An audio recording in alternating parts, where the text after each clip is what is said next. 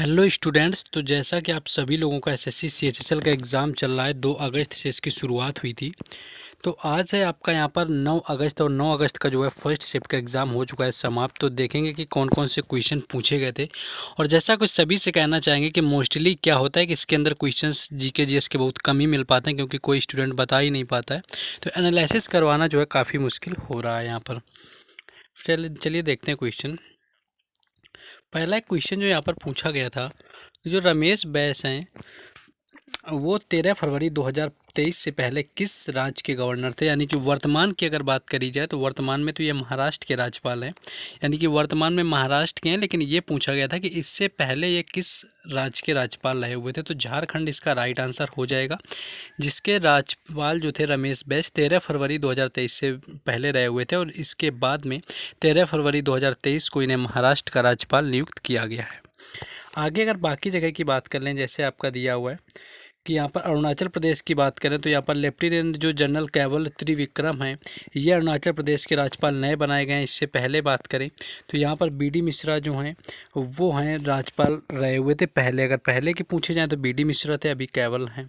सिक्किम की जहाँ पर बात करें तो सिक्किम के जो बदले गए नए वो हैं लक्ष्मण प्रसाद बदल दिए गए, लेकिन इससे पहले क्या था कि गंगा प्रसाद चौरसिया की इन्होंने जगह ली हुई है। तो इस तरह से यहाँ पर कुछ नाम बदले गए, जैसे कि लिखा हुआ है हिमाचल प्रदेश।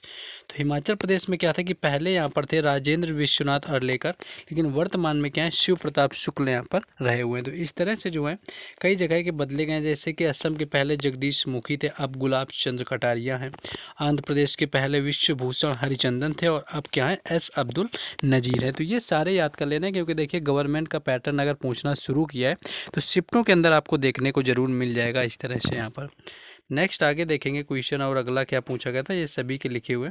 नेक्स्ट क्वेश्चन आया था कि संगीत के क्षेत्र में कौन सा पुरस्कार दिया जाता है। अगर संगीत की बात करें कि संगीत के क्षेत्र में कौन सा पुरस्कार दिया जाता है, तो संगीत नाटक अकादमी पुरस्कार इसका राइट आंसर था, जो कि संगीत के क्षेत्र में दिया जाता है। और यह वर्तमान में संस्कृति मंत्रालय भारत सरकार का एक स्वायत्त निकाय है। तो जो संगीत नाटक अकादमी पुरस्कार है, इसका यहाँ पर राइट आंसर रहा हुआ था।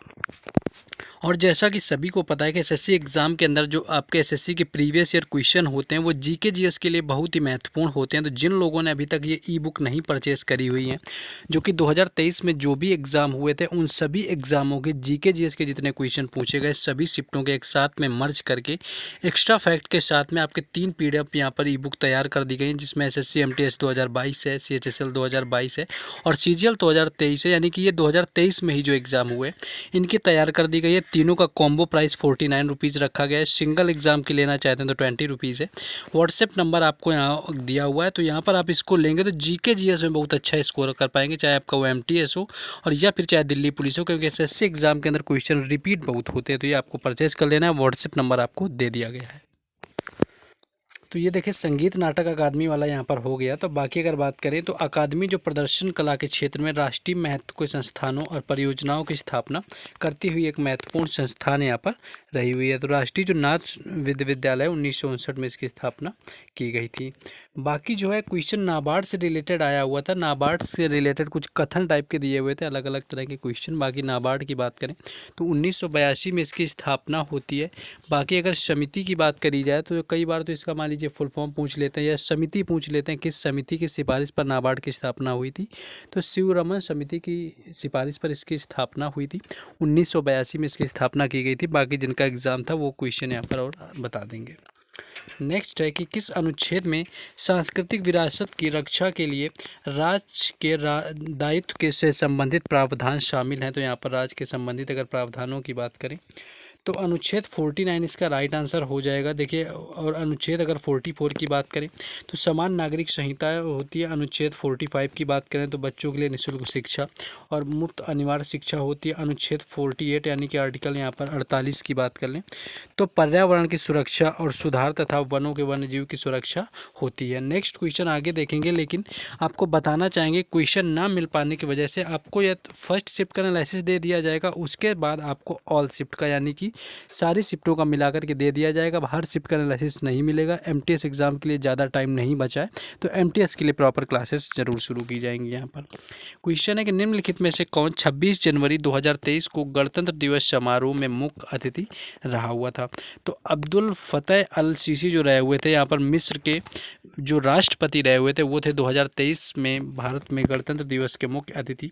1950 का कई बार पूछा जाता है, तो ये रहे हुए थे राष्ट्रपति सुकर्णो, इंडोनेशिया के राष्ट्रपति थे, ये कई बार पूछा जाता है। 1951 में राजा त्रिभुवन वीर विक्रम शाह रहे थे जो कि नेपाल के थे।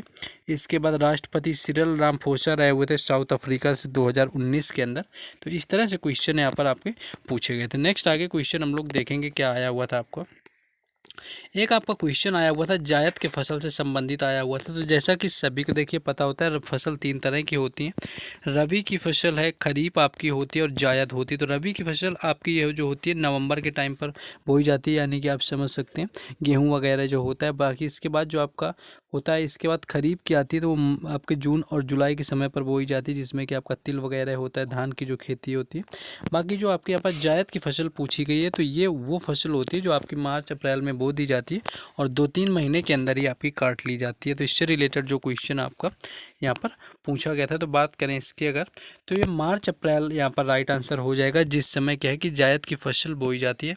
और अब जायद की जैसे रबी और जो जायफल राइफल है आपके मध्य में बोई जाने वाली फसल है। और इनमें अगर मुख्य रूप से आता आपका क्या, तो जैसे तरबूज आपके हो गए, खरबूजा हो गया, खेड़ा, ककड़ी, लौकी, यानी कि जो सब्जियों से रिलेटेड फसलें होती हैं वो यहाँ पर अब मार्च अप्रैल के महीने में बोई जाती है, जो कि आपकी जायद की फसल के अंतर्गत आती हैं। देन यहाँ पर जैसा कि आप सभी को बताया था कि क्वेश्चन मोस्टली नहीं मिल पाते, तो आपको क्या करेंगे कि जो भी क्वेश्चन पूरे दिन में मिल पाएंगे, क्योंकि यहाँ पर देखिए टाइम का इशू होता है कि कब आपको वीडियो प्रोवाइड कराना है, कब और भी काम होते हैं। तो आपको पीडीएफ में क्वेश्चंस को लगा करके दे दिया जाएगा। जितना भी क्वेश्चन हमें मिल पाया करेगा आपको पीडीएफ में हम ऐड कर देंगे और पीडीएफ में आपको डाल करके क्वेश्चन वो हम सारे प्रोवाइड करा देंगे। एनालिसिस आपको फर्स्ट शिफ्ट का करा देंगे, उसके साथ साथ आपको ऑल शिफ्ट का एक साथ मिला के करा दिया करेंगे।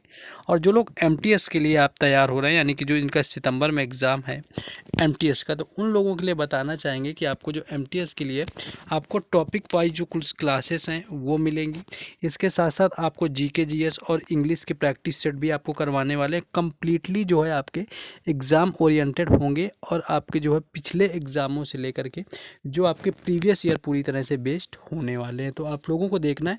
और इसकी आज एक क्लास है 2 बजे आपको बुक एंड ऑथर की मिलेगी, यानी कि आज जो 2 बजे आपको एमटीएस की पहली क्लास मिलेगी बुक और ऑथर की, तो उसको आप लोग देखिएगा। उस तरह से आप अपना रिस्पांस दीजिएगा। सीएचएसएल का क्वेश्चन काफ़ी कम मिल रहा है, वैसे भी एग्ज़ाम खत्म होने पर है। जिन लोगों का हो चुका है वो एमटीएस में फोकस करेंगे, बाकी जिन लोगों का बाकी है वो लोग देखते रहेंगे, मैनेज करते रहेंगे। बाकी एमटीएस की क्लासेस भी उनके लिए काफ़ी इंपॉर्टेंट होने वाली हैं। हर अपडेट के लिए टेलीग्राम चैनल और व्हाट्सएप ग्रुप का लिंक डिस्क्रिप्शन में है, तो वहाँ से जुड़ जाइए।